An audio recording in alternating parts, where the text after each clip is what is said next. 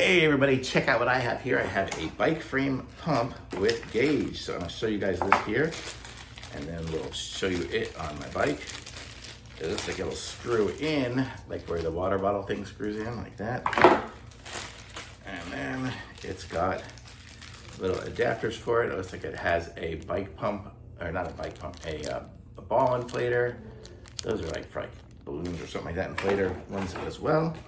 And then here is the pump itself. Seems nice, and it's got, looks like if I unscrew this, you can have that little extender, and what that does is it gives you the ability to do the Presta tubes, which is what I have, and then it's got the little gauge on it as well. So we're gonna go ahead and give this a try on my bike, and let's go see what it looks like. Okay, you can see it right here. It's at about 90 PSI, and it's super easy to do. Let me see if I can put you down right here, kind of aiming out that way. And I can just go ahead and pump it up like that. Comes with a little pusher here, so I can push it here, and I can just push it up there to get more air into it. I'm not gonna go pump it up too much, but it does have this little thing here. This is just the clip where you could put it, where you could tie it on there.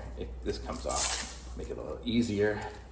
Kind of just the storage part for it, but there we go. So this is it here, so you can see I can just keep pumping, and it'll go, it looks like it says it'll go up to 160, but it's going to be a lot of pumps to get it to go because it's a manual pump, but it works. And then when you get to your temperature, mine's almost 100 right now. When you get your PSI, we can unscrew it, and oh, you gotta go faster than that. And there, and now I can tighten that up. And so that one I used the Presta one, but if I had the other one, I could just use that with the Schrader valve in there. So super cool, nice little device. I like it. I'm gonna say this is a cool, definitely nice to have a pump.